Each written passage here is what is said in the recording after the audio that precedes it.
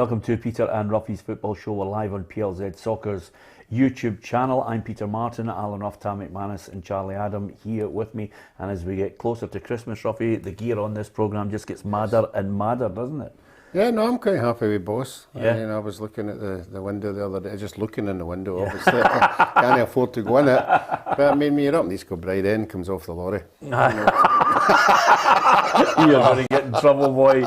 You've clearly no gigs in East Kilbride. Anyway, we've got lots to talk about because Celtic defeated Hearts by a 1-0 last night. And the great thing about Scottish football is when you get a set of fans moaning about one issue, there's bound to be 24 hours later another issue that just evens it all out and gives both sets of fans the chance to give each other stick. So let's deal with the issue, Ruffy. Was it offside, Kyogre's goal? Yeah, I thought it was offside. I thought it was pretty tight the first time I saw it. You know, but we saw VAR, you know, giving offside for hands been over the line and heels, and I think if you looked at it really closely, it would have been offside if it was VAR. And they made a decision, and in hindsight, it was wrong. But I don't see what he's complaining about, because if Celtic had taken their chances, then they get hammered. Yeah, I have to say though, I was at the game, and Charlie, I thought the near side linesman struggled to keep up with play on most occasions. Bobby Madden is one of those guys that, as a referee, definitely needs help with VAR, but he annoyed both sets of fans, the managers as well. And the previous night, you know, it was the same again. The referee angered people by decisions, so clearly they need help. They do need help, and like I said before, it's all right bringing VAR in, but I think they then have to try and get the officials to come full time and sort it that way. It's all right bringing it in, but I had two incidents the other night, you know, clear foul, and he told me to get up. The other night we played Motherwell, the boy clipped me in the heels, and he said that I went down early, I went down too easy. He clipped me in the heels, and it's the difficult thing is you can't talk to them. They don't want to talk to you. Yeah. And that's the hardest bit about it, is that... Do any of the referees... Oh yeah, no, there's one or two that you can have a conversation with.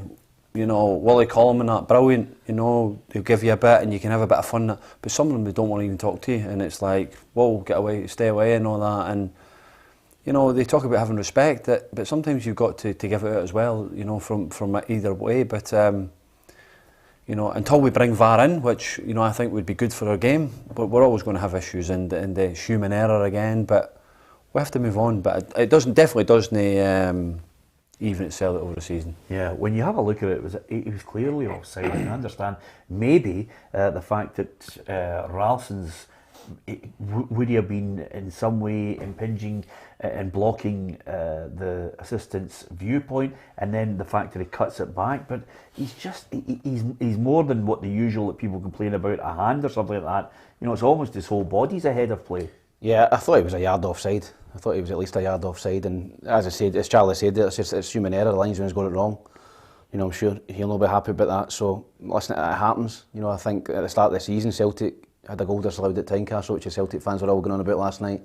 You know, I think it was the wee ball slipped through and they got a goal chopped off. So listen, it's one of those things. Hearts will be disappointed, but I agree with Ruffy. I thought Celtic deserved to win the game. I thought Celtic were the dominant team. I thought Hearts for the last half an hour, when Celtic's players started dropping like flies, Hearts came into the game and they had a couple of chances. Gary Mackay-Steven kind of tripped his sail up going through 1-on-1. Yeah. Barry Mackay missed a rebound. So listen, Hearts had a couple of chances, but I thought Celtic deserved to win the game. Well, if Robbie Nielsen had suggested he was coming to get at Celtic, it didn't happen in the first half, Robbie. Celtic were all over them. You'll be, you know, not surprised to find out that I think I've agitated the Celtic manager as well in a press conference, so I can add another one to my list. But basically the point I was trying to make to him was, for all the positives that they have going forward, Ruffy, I asked him if he was worried about the fact that they were, you know, giving up chances at the back end again, and, you know, I think he got a little bit tetchy about it.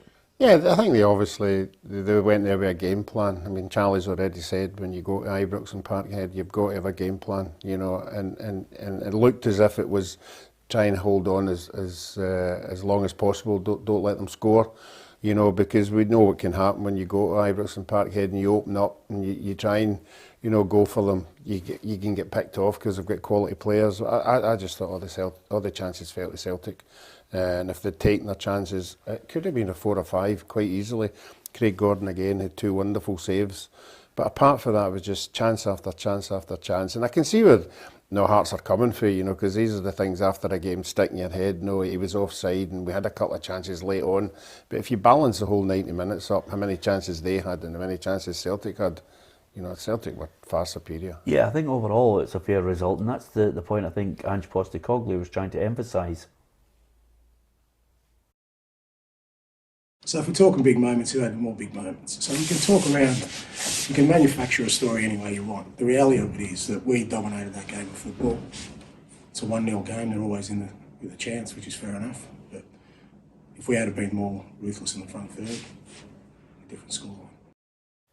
Yeah, so I think Ange was keen to point out that going forward, they did have chances. They played some lovely football. I mean, there was one moment where Charlie, they started from the back, they had 2 or 3 flicks, they just carved Hearts open, and I think Turnbull got a shot that was deflected. Had it gone in the net, it would have been a contender for goal of the season. Going forward, they are good. Carl Starfelt picked up man of the match.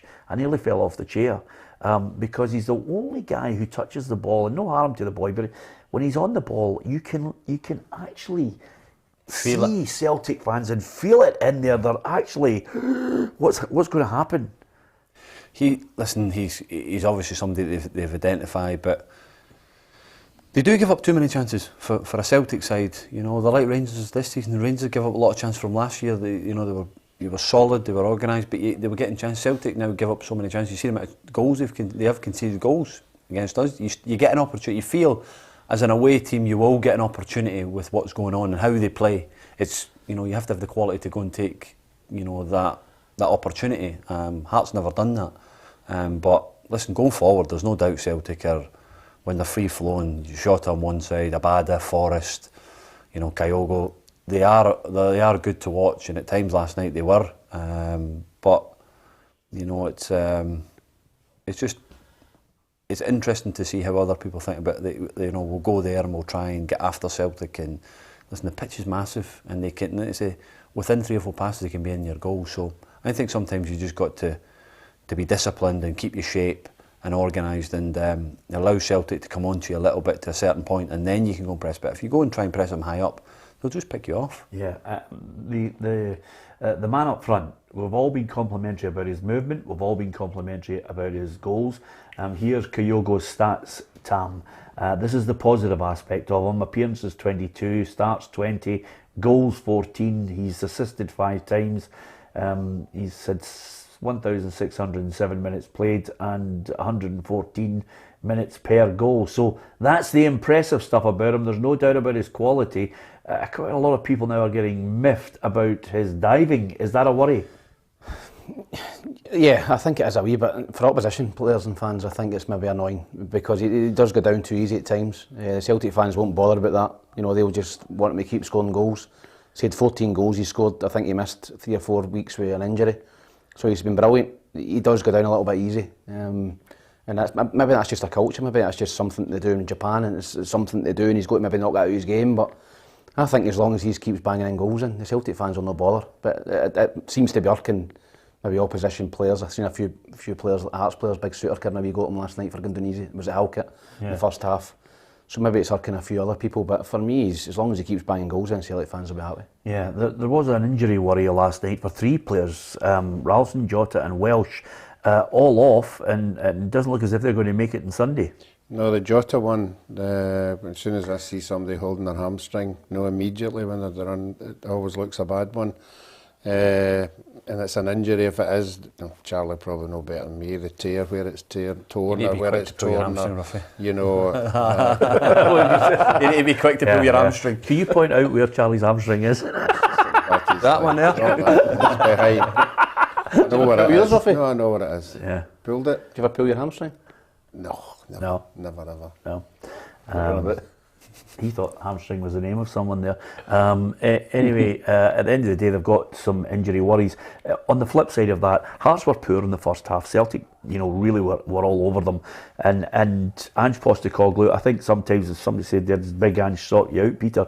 No, managers get tetchy because they start to paint a picture of the narrative that they want. Journalists are there to ask questions about the game, the positives and the negatives and get the manager's opinion on it. That's our job. You know, one person offered a question last night and said, in my opinion, you know, that's not the job of anybody in a press conference. It's about getting the manager's opinion. He is the most important guy. And although the PR people feed them with all the negatives of who said what here, there and then, our job is to get his opinion on certain things. He does have a good team going forward, Ruffy, but the back end, there's still a problem there. Yeah, we saw it all over the place. We saw it in Europe, we've seen it here. In a lot of the games, and he keeps getting away with it by saying we're playing attractive football, and as long as they keep scoring goals more than they're conceding and winning games, you know, he'll get away with it. But there will be a time, you know, when that theory will fall flat in his face, you know, so they've got to tighten up. You know, I've said it on numerous occasions in Europe. There needs to be some kind of plan B. There needs to be some kind of, it's not going to go free fall all the time. You know, you've got to be able to defend properly.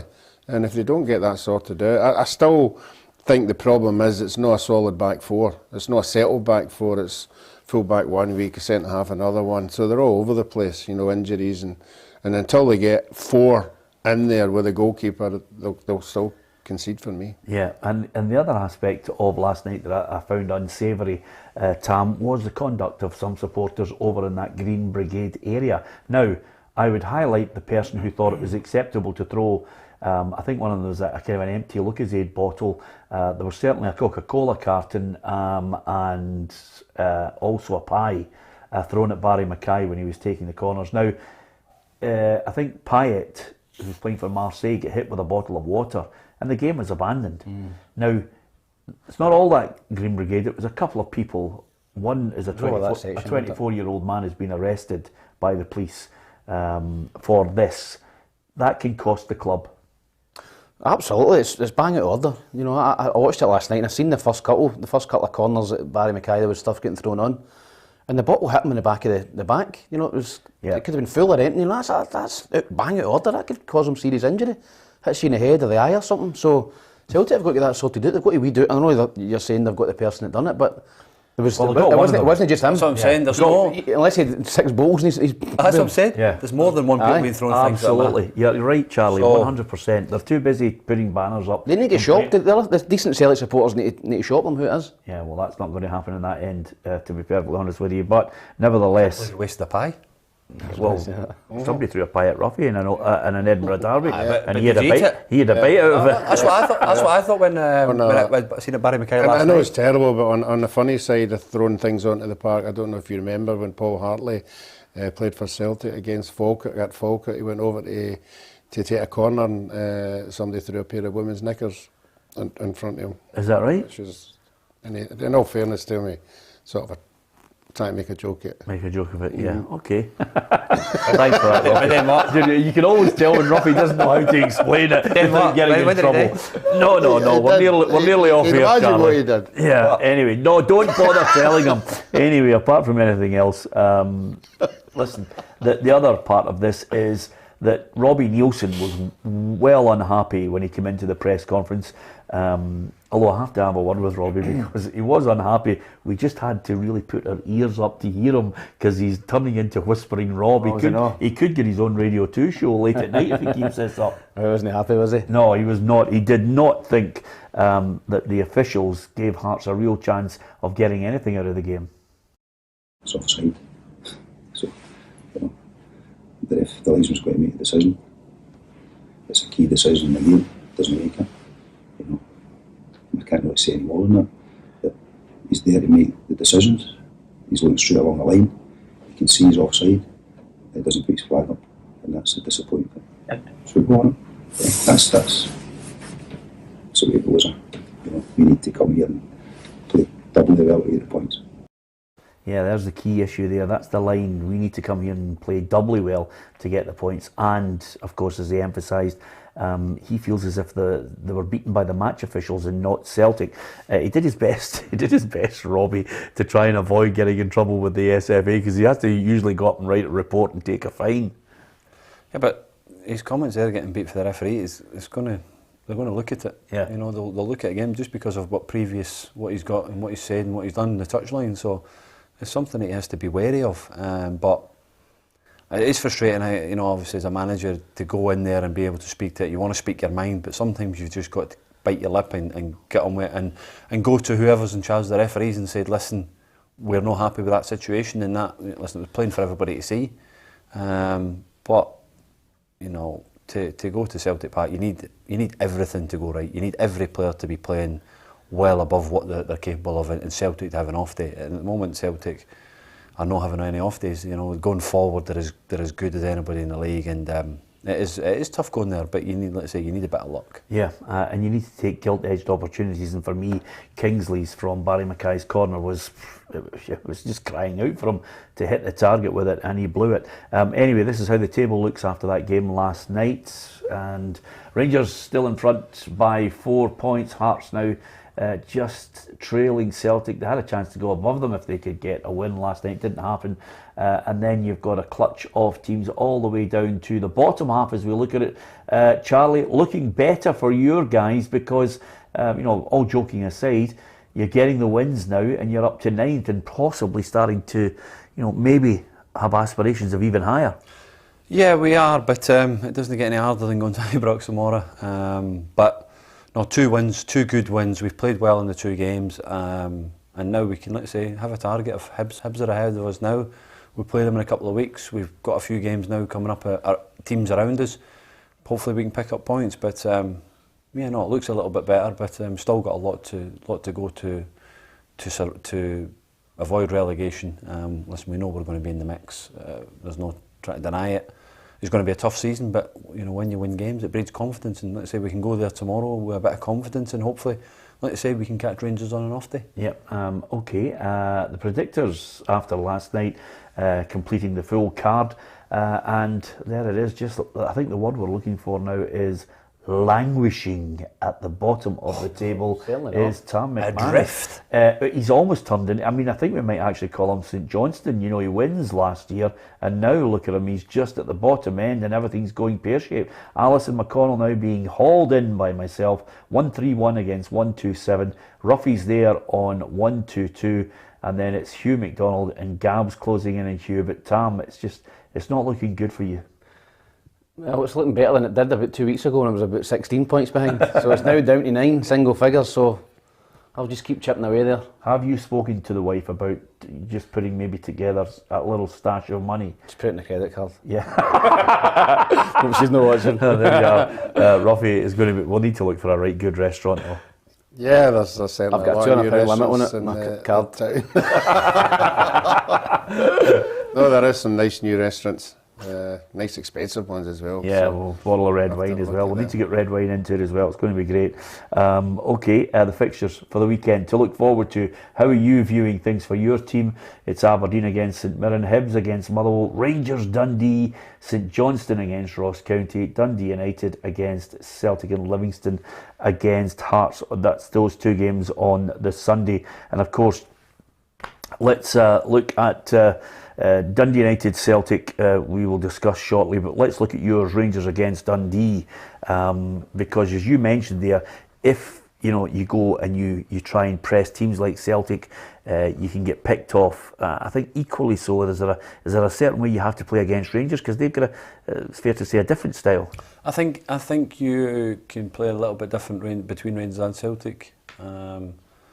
Rangers won't press you as much, I think, as Celtic. They might allow you to play a little bit more, but when you turn the ball over, they're so quick and sharp, and that forward area is Kent and Hadji, Morelos. You know, they can get at you. So, you know, we'll be sensible in what our approach will be. We respect Rangers; they're the champions, and they've got good players that can hurt you. So it's going to be a tough afternoon, but you know, let's say winning games obviously breeds confidence, and we've got to go there and enjoy it, because 50,000, it's, you know, not many times you get the opportunity to go to Ibrox and play. Have you been to Ibrox as a player of opposition and won? No, I've never. This is my first game back. What kind of reaction do you think you're going to get from the fans? I don't know. I hope it's good. I had a great time there as a youngster. 20 years ago this week I signed there as. Wow. Yeah. So to go back there at this Blue time. Heaven?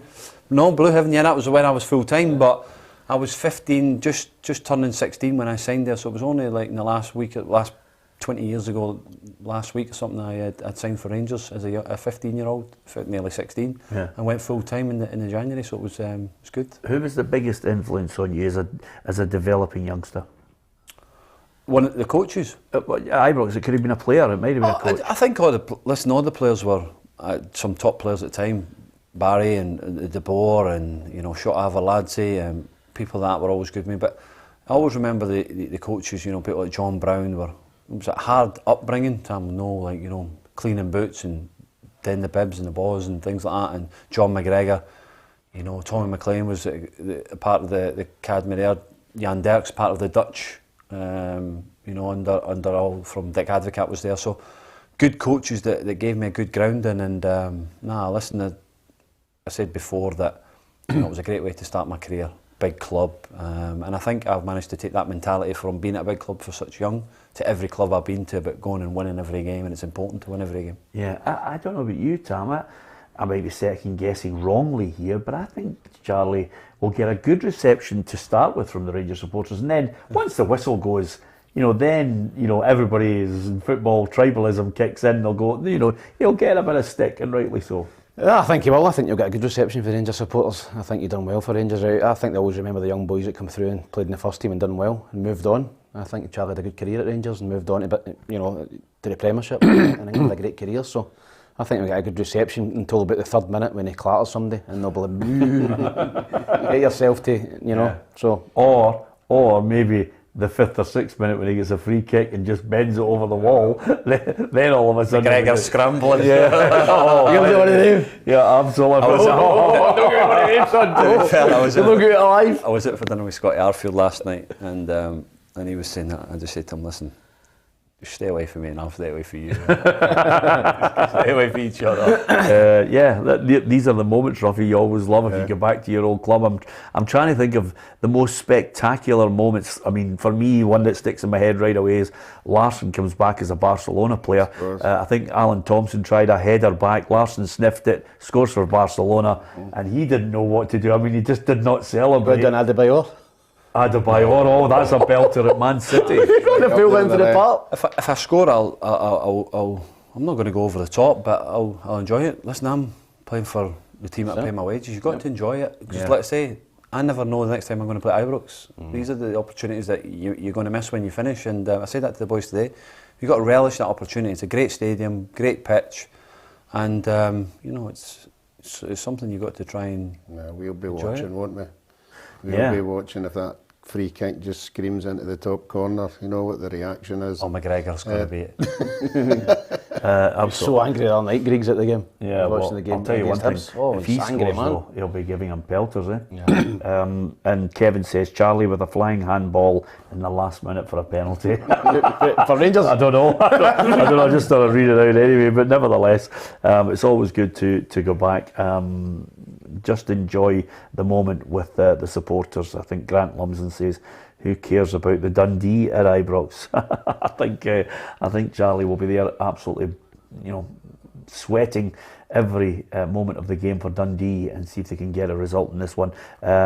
Here's what Giovanni Van Bronckhorst had to say today ahead of this match. Defending starts from the strikers. For me, it is important to keep the zero while always trying to score goals. For me, the most important thing is to get to know the squad and win games. I already know them a lot better, and the coming days and weeks I can speak with the players a lot more on future plans. Yes, it's very much roughly the embryonic stage of his tenure as manager. Yeah, I think we're all waiting to see what happens in January, what his idea is of the player that's going to take Rangers forward. It'll be interesting. If it's going to be an attacker or a defender, he'll have seen 4 or 5 games up until then. He'll decide then what players he really likes and what players he'll want to move on. So I think for Rangers and obviously every team in January, it'll be exciting if you've got money to do something. Ryan Jack coming back's a bonus, eh? Yeah, it certainly is. I think it's unfortunate. Not for you. Yeah, I know. It's unfortunate. He was on a high, and he was getting in the Scotland squad and they were trying to find a place for him, and then he got the injury. So He's got a lot, you know, ahead of him in his future, and what we saw before he got injured, he has Scotland material, but it's where to fit him in that Scotland setup. Yeah, reports today, Charlie, claiming that Connor Goldson has rejected a new contract from Rangers. If you listen to the club, they say that's not the case. Well, I think Rangers fans will wait and watch with interest as to what's going to materialise there, because in January he can start viewing everything and think about heading home. Yeah, it's a difficult situation. The club will obviously want to tie him down because he's done, you know, listen, he's probably been the most consistent player as in terms of injuries and things like that. He's played most of the games, but he is out of contract in the summer, and it's what he fancies to do. If he wants to go down south, it wouldn't surprise me if Aston Villa are looking at him as maybe a third centre back. You know, he's from that area. It's something that they might look at. I don't know that, but you know, Rangers will be disappointed if they have to lose him. But I think for what they gave him, $3.5 million with, you know, for a 4-year contract, they've done well with it. He's done really well for them, and you know, it's a difficult situation to be in as a player. You know, you either have to weigh up what's best for your career. If there is an opportunity to go to England, he obviously won the title last year, but to stay at Rangers is huge. It's a huge club. But he may just fancy a fresh challenge. So the fans are on his back, aren't they? I noticed it at Easter Road the other night. Did you? He made a couple of mistakes, and you could feel the kind of anger and away support. I think the fans are on him now. It's because the decision's not made. He's not decided if he wants to stay. That's the decision, because I felt it at Livingston at the weekend as well. During the game, it was he gave a couple of passes at the park behind Tavernier, and there was a few groans, but that comes with the pressure with no one knowing what's happening. Yeah, my gut feeling is he's going. And I need to ask you, Ruffy, is he good enough for Aston Villa? We always say, you know, that he's going to come up against better players down there. There's no doubt about that. You know, quality players. Last year he was voted as one in the running for this Play of the Year. Yeah. You know, that shows you how good he was. You know, it just depends. You know, going up that level, is he good enough? You know, the people that train with him and see him, I'll be able to judge that one. But you can't judge that on thingy. Look at, and I'm not saying it, look at Shane Duffy. Was brilliant before, come to Celtic, struggled, come back to Brighton and played. Yeah. So it doesn't matter, unless you go to that level and see what he's actually at. For a free transfer, as Connor Goldson for Aston Villa, instead of going and spend 30 million for a backup, to take him on a free transfer, is it worth it?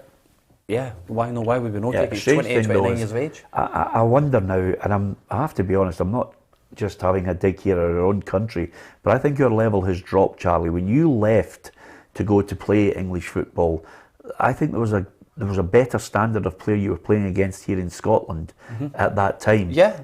Now I think we've dropped down considerably, and you know, players go to England and sometimes you can get found out. We only have to look at the comments in the last 24 hours from Jeremy Frimpong, who said, you know, I'm getting tested a lot more in the Bundesliga. I have to be on top of my game all the time. He said, whereas, you know, defending wasn't really a part of my game at Celtic, he said, because you were only ever really tested 3 times in the season. No, but that's what Michael, Stephen and Michael, who have worked with him, will know what he's like in that situation. Can he deal with that pressure?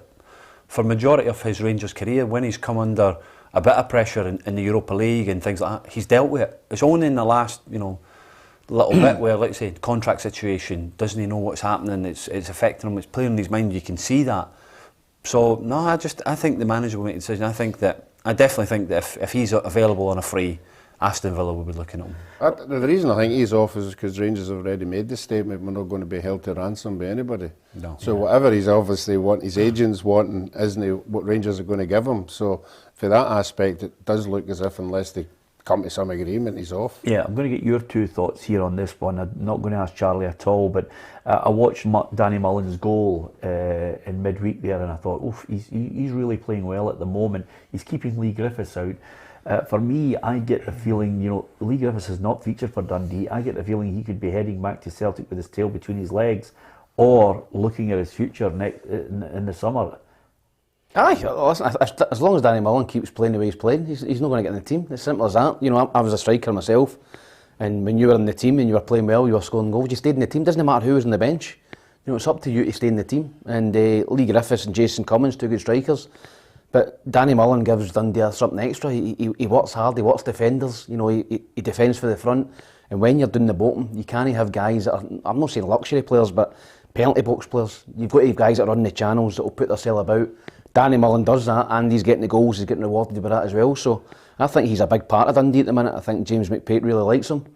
You know, Charlie will tell you, you know, more than me, you need a striker up there that's going to run the channels, you know, put defenders under pressure, because you're not going to get 5, 6, 7 chances a game. You know, you've got to have guys in there that can maybe sniff out a chance, but at the same time, defend from the front and put the defenders under pressure. And Danny Mullen's doing that every week at the minute, so he's keeping Griffiths out of the team. It's a great point, Ruffy, because you need scrappers. As Charlie said there, first and foremost, Dundee's game is to stay in that league. I feel a wee bit sorry for him, for Lee Griffiths. You know, I think it's the biggest fall from grace that I've seen for a long, long time. For where he was to where he is now. Now Charlie's telling us he works hard in training and he wants to get back to where he is. He really, we keep saying it all the time, he really needs to find a place to go to. We saw the boy Watt travelling about and being bumped here and bumped there. Now he's at Motherwell. Lee Griffiths needs to find a club that suits him and the manager suits him, and it's up to him to sort of get himself back to somewhere where he was, because he was a terrific goal scorer. Yeah, it's a sad fall from grace, but he's got all the ability. He just needs, I think, the application. I think he needs to you know, somehow change that lifestyle that Brendan Rodgers spoke about 2 or 3 years ago, that the penny doesn't seem to have dropped. Okay, Rangers against Dundee. No, I have this to thank. This no, could be a sore one. This could be a sore. Don't give us the fluffy bit before it. I have to thank Charlie for the last 2 games. You got me 10 points, but I'm actually jumping ship this time, and I'm going to go for a Rangers win. By how many? How many? Just say that again. 3. 3 for. I've gone Rangers to win 2-0. I'd go for the same, Peter. I wasn't that impressed with Rangers all night against Hibs. I thought didn't think they were great. I think they're definitely a wee bit more defensive than they were under Gerrard. The fullbacks, I noticed that the other night, the fullbacks don't bomb forward. So I think it'll be tighter. I think Dundee, you know, I don't think it'll be a 4 or 5-0 job, famous last words, but I think Dundee can stay competitive, but I think it'll be 2-0. Okay then. Is it a part of the bus game? Is that the type of game that you would play? See you tomorrow. Okay, good line. Dundee United against Celtic. Listen, there's going to be... All at attack, 3 at the back, push the full-backs on. Danny, could you keep doing those channels? Anyway, Dundee United against Celtic is not going to have a full travelling support, because there's been... Roof falling off again, you know, Storm Arwen, as they mentioned, has really ripped up a lot of structures, and one of them is Dundee United stand. Yeah, and that'd be disappointing for the away fans. It's always a good atmosphere in there when there's a large crowd. I think Dundee are on the slide a wee bit. You know, I think they've had a tremendous season. Can't take that away from them, but the last 2 or 3 results haven't been so, you know, effective for them. So I think Celtic, I don't think it'll be a big score, but I think Celtic will beat them. Yeah, well, their manager's fairly confident they'll get an away win, because Celtic's form's been good. Yeah, good challenge. You know, they frustrated us here, obviously, and got a draw against us. So, and always away from home is always a good challenge. So yeah, we're expecting a tough game and a good little challenge for us. But again, our away form's been good, really strong. Yeah, okay, it's great how you two always like to have a chat with each other while the manager's belting out his opinion. You know, it created a problem for them. I can't quite work out Dundee United. If they get a win, they could go back up to 3rd in the table. I still think they'll look at it as a good season. I think it's been a great season up till now. I think a lot of people were predicting them to be in the bottom 3, myself included. I thought they'd been doing there, but to be fair to them, the thing for them is they've put a lot of points on the board early, and you can get away with a couple of runs, you know, 2 or 3 games without a win, because you've got points on the board, and they've got a wee bit of a gap between them and, you know, the bottom 3 or 4. So I don't think there'll be any relegation trouble, but I think Celtic will have too much. Jota will be a big miss. I know Jota will be missing the game, and, you know, I think Abada will probably come back in, but he's not the same as Jota. But I think Celtic will still win. I think I went for 2-1 in Celtic. Yeah, Ruffy? I think I went 2-0. 2-0. Okay, I've gone 2-1 Celtic as well. Charlie, how do you see that one going? I think it'll be a difficult game. United obviously got a good result against Rangers earlier in the season. But like I said, I think the shot is going to be a miss, but they've got quality to come in, and I think Celtic will just edge it. Yeah, okay. Livingston against Hearts. Hearts need to try and bounce back. There were, I think, a lot of positives that I saw from Hearts in the second half, Ruffy, when they started to play a bit of football. I think if they had more belief, to have a go in the first half as well, they might have got something out of the match. Yeah, I like the way they play. I like the way they played against St Mirren. I thought in stages of that game they played well. I thought Mackay, I've been impressed with him when he's been there, but I just think Livy have nothing up front for me. They've got Bruce Anderson, but apart from that, there's nothing, so I think Hearts will bounce back. I'm going to go Hearts to win that 2-1. Yeah, of course, it was a difficult one against Celtic for Hearts, but Robbie Nielsen says this is a different type of opposition they're facing. For the moment, it's just about recovering. It's been a tough 95, 96 minutes there, and made a couple of changes to freshen up, but we don't have a huge squad, so there's probably 7 or 8 of them are going to have to go again. So it's just recovery and try to get them ready and let them understand it's going to be a different game down there. It's a total. It's been there for Rangers at the weekend watching them, and you have to play a different type of football, but we need to be ready for it. Yeah, it's a different game because they're going to have to scrap against Livingston, and of course these are the games because you've played on the Thursday time that players think, oh great, you don't need to do too much training, it's just straight in for another match. Yep, there's loads of games. Charlie will agree with this. I love that. I loved that when I was a player. Hundreds of games at December, no training, go in, recover, go again. So the players will be loving it. I think it'll be a difficult game for Hearts. I think for the high last night, playing in front of 60,000 to go to Livingston on that pitch, the weather will be poor. I think Livingston can get something out of this game. So I think I've went for a draw. I just think Livingston at home, they're scrapping away, even against Rangers I thought they were decent in the first half, so I'm going to go for a 1 each in that game. Yeah, I've gone Jambos 2-1. Yeah, you're not surprised by that, Not surprised with that. Ruffy, did you? 2-1, 2-1, 2-1. okay. What about Hibs against Motherwell then? We're going to have to have a look at your team. Can they bounce back?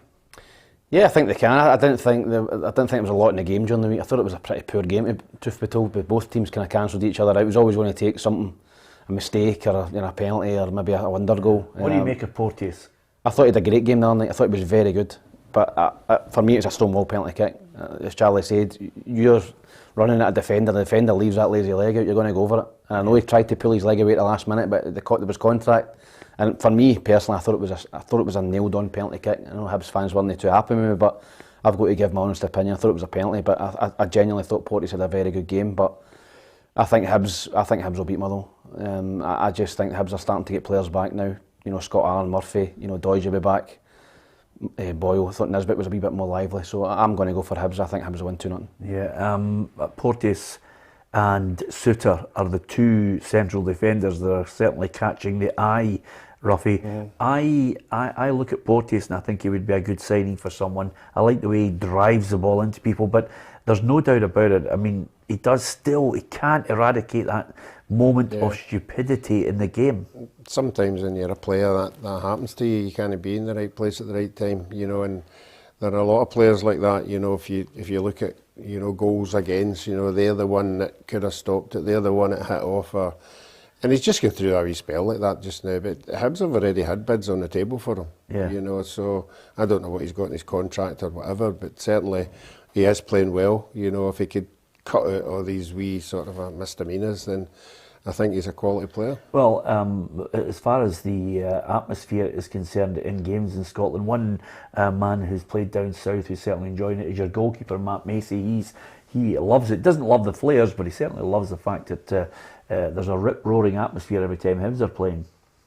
For me, the fans are just a bit more passionate up here, so you have to deal with whether it's the noise and the things like that. That's something that, for me, I haven't experienced as much in England, but for me, it's a good thing, and I'm sure all goalkeepers would say that they would rather play somewhere like this than half-empty stadium somewhere else. Yeah, we do love our football, Charlie. Did you notice the difference between the atmospheres and the mindset of Scottish fans to when you played down in England? Yeah, it just depends on where you were playing. I noticed the other night, the last couple of games at our place has been lively. So it's good. It's always good when you get a good atmosphere. Hibs, Easter Road's a good place to go and play. It's quite on top of your. Tynecastle's the same. So, was there a team in England or a game in England or a stadium where you particularly got the, quite a few fans giving you, the bird? Listen, it depends on who you were playing for, really, wasn't it? If I was going to Goodison and playing for Liverpool, you're always going to get a bit of stick. Old Trafford and that. And then obviously it carries on because you used to play for Liverpool if you're going to Old Trafford. So, no, a lot of grounds you get a bit of stick, but I don't think the atmosphere is like up in Scotland. It's a much more sedate. In England, yeah, I think so. Yeah, maybe in the lower leagues and that, but definitely in Scotland, I think the atmosphere is very, very good. Yeah. One bit of good news. All the people who have been tub thumping about it, all Hibs have got an extra 2,000 tickets for the League Cup final. That's good because a couple of my pals are asking for tickets, so I've sorted them out the date. Where did they get them? They had Celtic couldn't sell them. No, well, I was going to say that. There you are.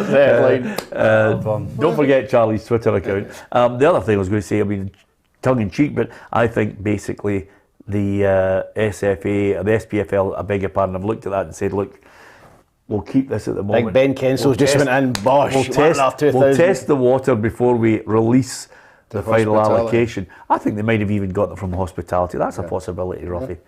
Yeah. Well, no, it's good.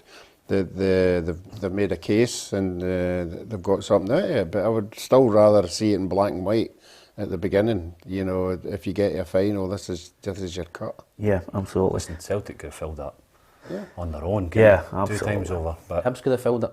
Yeah.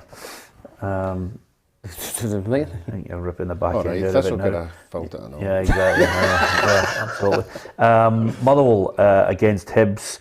You've got them for a win. For 2-0 to Hibs. You've got 2-0 Comfortable. to Hibs. I've got 2-1, albeit that Motherwell, have come into a wee bit of form, Ruffy. Yeah, they're still Jekyll and Hyde for me. I'm going to go Hibs. Because that 1-0 result was a good result. The conditions were horrendous, but apart from that, that game could have went anywhere. So I'm going to go Hibs win. Yeah, Graham Alexander says this is two good teams, if I could say it, two good teams coming head to head. It's another quality opponent we're going up against. I think the 3 games in, I think back since I've joined the club, 3 games against them have been pretty all-out attack from both teams. Goals involved, and I think it's 2 good teams going toe to toe, which I think shows the mentality of both sets of players. Yeah, so let's hope we get a go fest there. We've got 2-1 for the Hibbies to beat Motherwell. If you are a person who likes a little flutter, avoid Aberdeen, because you just never know what you're getting, Ruffy. They're back, and then they're not back, and then they get a win against, albeit Livingston, but they're now coming up against St Mirren. They're seventh in the table since they managed to end that 3-game losing streak. It's incredible. I thought Stephen Glass would have that team battling it out with the likes of Hibs, Dundee United, Hearts for third. Well, it doesn't matter what team you're in. There's a lack of confidence. It's very, very hard to win games. Once you win a game, you would like to think that the confidence is there, to get another one and maybe go on a wee sort of a run. I said I was impressed with St Mirren at Tynecastle last week, and then the midweek game they just went back to where they were. They just can't buy a goal, and the ball's bouncing about all over the place, but it just doesn't fall to the right person to put it in the back of the net. So I'm going to persevere with Aberdeen. Yeah, I think we'll get another one. Stick with them, Charlie. Yeah, obviously St Mirren are not in great form either, are they? No. So it's going to be a home advantage. Fancy Aberdeen. Yeah, Stephen Glass reckons that they'll stand a great chance if they can keep 11 players on the park. If we can try to keep 11 on the pitch, it would help. Obviously Teddy got sent off for a couple of fouls that were very soft last time. So it's important that we can do that, show some discipline, keep the 11 on the pitch and keep the performance level high. And I don't think we'll have a problem. I don't look at the run of games that teams are on, because I know only too well that runs of games can come to an end. And it's important their run doesn't come to an end against us. Yeah, well, if Stephen Glass is looking for a confidence game against a side that haven't been able to score goals and their manager mentioned only in the last week they'll be looking for a striker in the January transfer window. That's when, if you're a striker at St Mirren right now, you're bricking it, aren't you? Yeah, it's not been good enough. We've spoken about it every week. They've not got a guy who's going to get you 10 or 15 goals. You know, Brophy scored a couple. You know, Curtis Main, I don't know, scored a couple. You know, they don't score enough goals. They're neat and tidy when they get to the final third, but there's no penetration. I fancy Aberdeen as well. I think Aberdeen, we spoke about it last week, I think they've got a great December in terms of run of games. They did a very, very difficult November. But I think they've got, you know, they won midweek, they've got St Mirren, they've got St Johnstone coming up. I think they've got Dundee at home coming up. Dundee have not won up there in about 40 years, because I know that if they're playing for Dundee out there. So, honestly, I think the last one might have been when Benitez were there. Aye, Canadians a long time ago, 20 odd years. That's a good memory for it, Charlie. That's a good call. So I fancy Aberdeen to beat them 2-1. Yeah, I've got Aberdeen to win it 2-0 because I can't see where Saints are going to get a goal. But Jim Goodwin is adamant that their luck in front of goal is going to change. The issue lies at the top end, and we need to get better. I've got great confidence and great belief in those players who we've brought to the club. You know, and they just maybe are a little bit short on confidence at the moment, but you know, that will change. As I said earlier, you know, for the amount of chances that we're getting, the amount of entries into the opponent's box we're getting, it has to change at some point.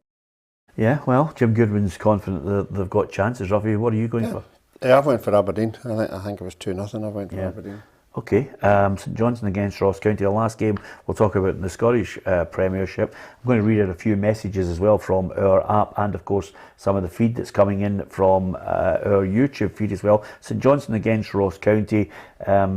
It's one of those games where I think we've got two teams at the bottom end who are there with form that maybe I can see Ross County playing some good football. St Johnstone, I just can't work out their fall from grace.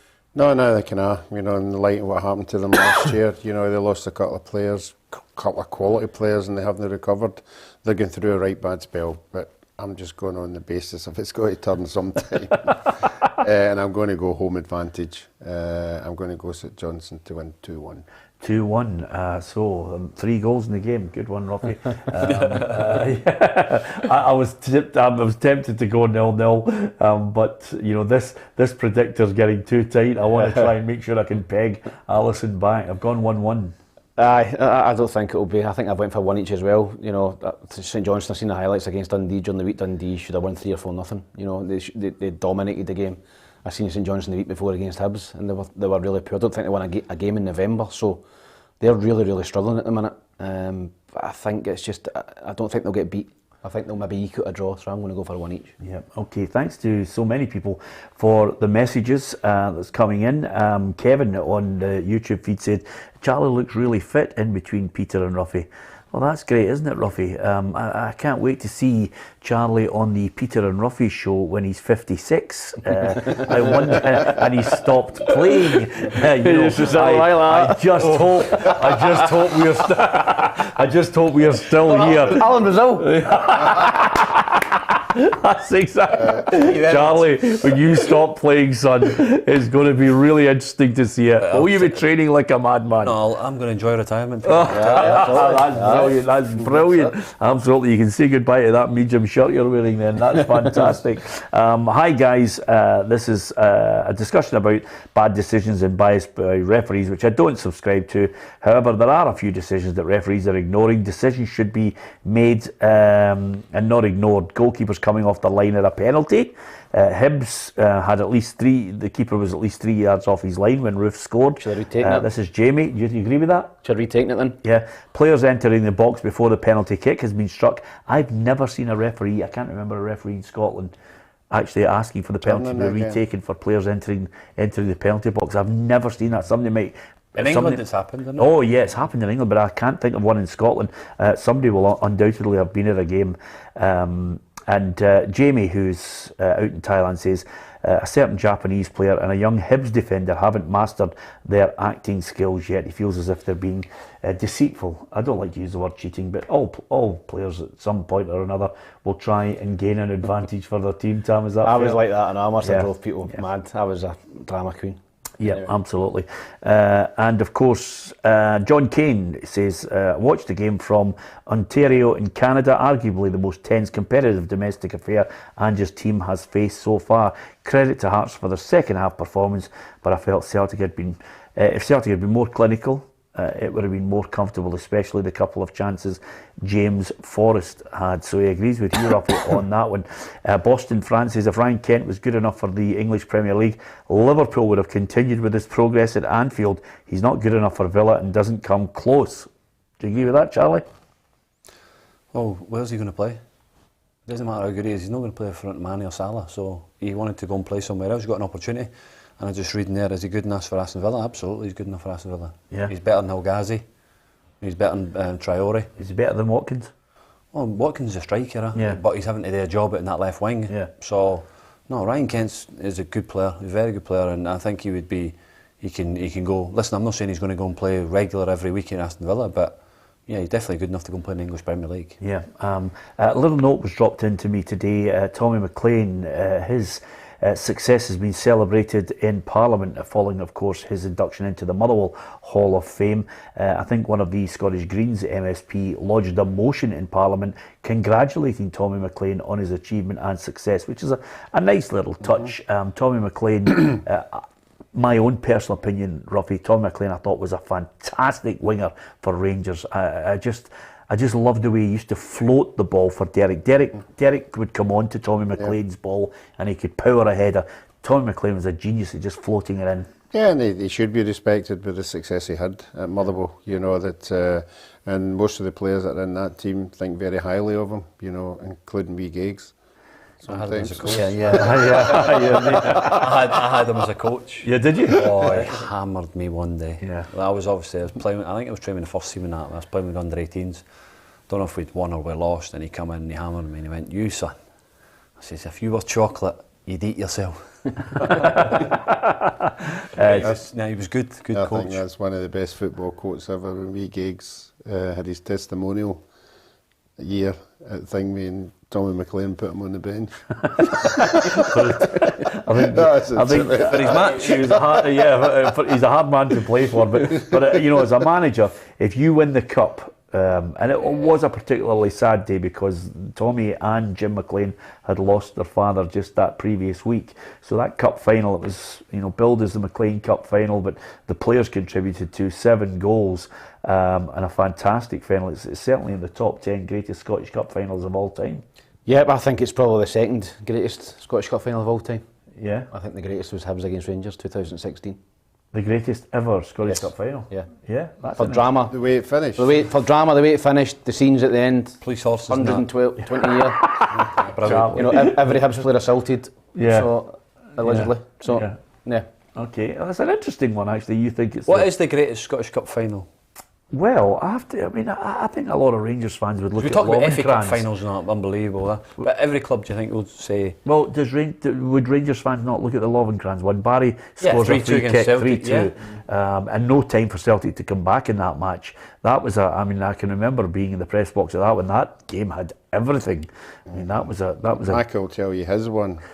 The centenary, the late goals against Dundee United. Yeah, I mean, there's lots of Motherwell Dundee United is up there for me because of the drama again in that one. But that's a good shout. David, last minute winner for Hibs. They're only going to win the Scottish Cup in 120 years. Aye, okay, we hear you. Exuberance then. So you could have your own thoughts on that. Before we go, every week we always seem to mention Ronaldo. And Ranić has come in as the new manager. He was there to look at Ronaldo playing in the match against Arsenal.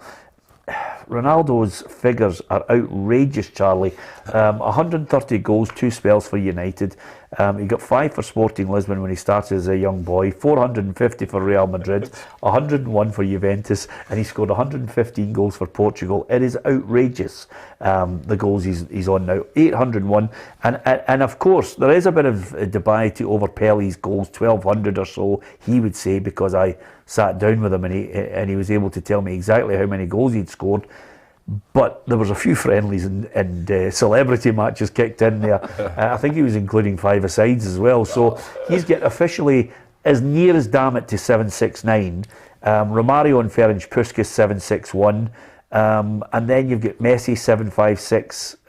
So, I mean, he's outrageous. I mean, he's scoring from open play, and I can't believe there's any negativity down south. But I listen to pundits and journalists, and they're still questioning him. He's played over 1,000 games, hasn't he? Oh, it's incredible. 180 odd games for Portugal, and like probably that'll look like it'll go to 200 because if they qualify for the World Cup.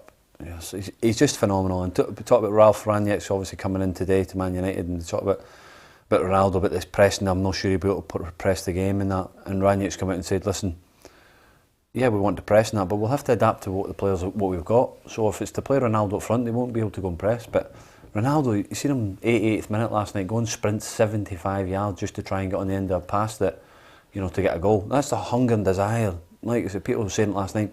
He doesn't. The money, he's won everything, or the cars, he's got everything, but still got the hunger and desire to go and run 80, 90 yards to go and get on the end of the goal.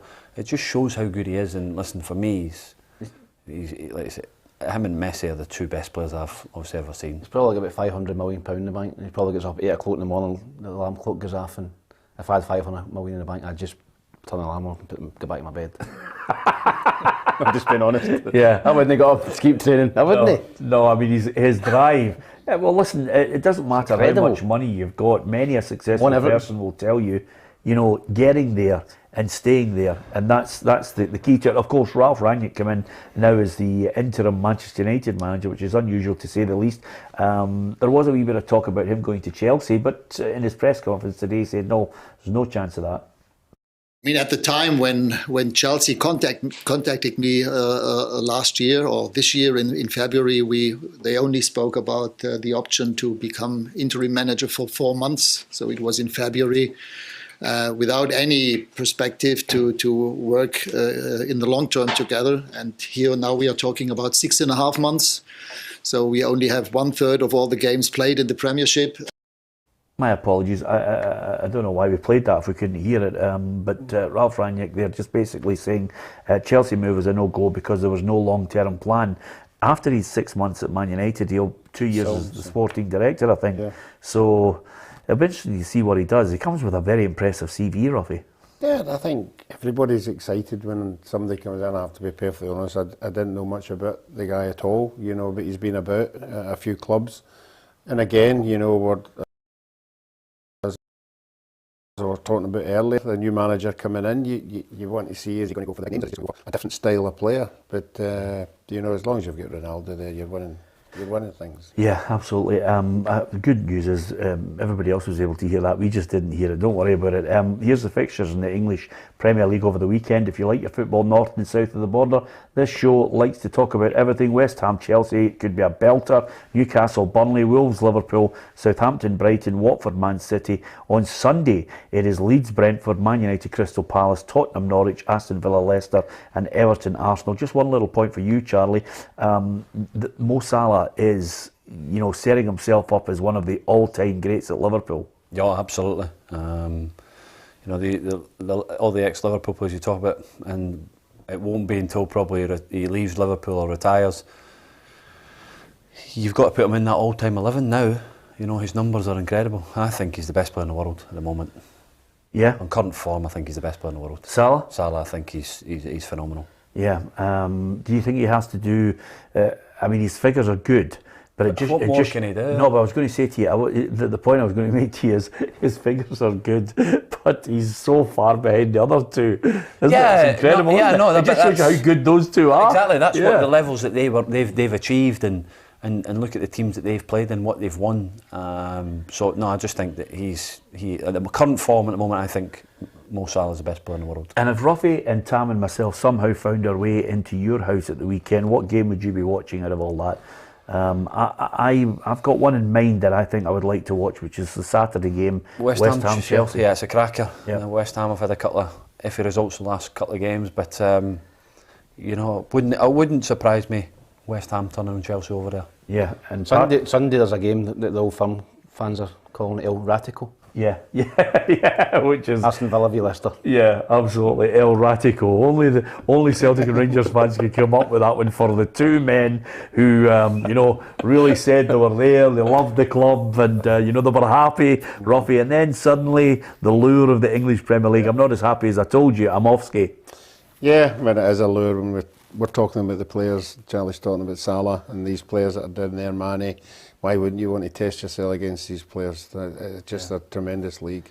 Tam, we've had that at team level here in PLZ. People who declare their love for you, kiss the badge, and then boom, off 2 weeks later. You know who that is? Yeah. And I was loyal. Yeah. I'm getting a much better offer. Yeah, there you are. That's the type of guy we've got in here, by the way. Do you think we should... Yeah, yeah, exactly, Ruffy. Do you think we should show leniency towards him in the big dinner at the end of the season if he loses? No way. I suffered last year. Yeah. I took these two out for would have been a 3-course meal. I've never seen anybody change a 3-course meal into an 8-course. They were ordering things off the menu that I'm going, you can't eat that before you get that. And, I'll have one of them. Honestly, it was embarrassing. Yeah, embarrassing for you, fantastic for Tam and I. Anyway, we're getting ever closer to the weekend's football. If you're going to a football match, enjoy the football. Sit in your seat, occasionally stand up, sing for your team. Don't throw pies or cartons or any missile. It's all about enjoying the beautiful game. I hope that you can subscribe to PLZ Soccer's channel. If you do, hit the bell as well and you'll get all the notifications of our unique video content. Next week from Monday you get a chance to win an Xbox, and if you get a chance, download the PLZ Soccer app for all the breaking football news right across the UK, Europe and globally, as well as being able to watch at your leisure the football show. Good luck to Charlie tomorrow. Charlie. He'll be on possibly on Wednesday. If he scores a free kick, he'll have the biggest smile ever on Wednesday on the show next week. We will discuss the weekend's events on Monday's show. Hopefully you can join us then. But don't forget to stay tuned to our Twitter and all our other social media channels. From Ruffy, Tam, Charlie, Adam and myself, Peter Martin, thank you for watching.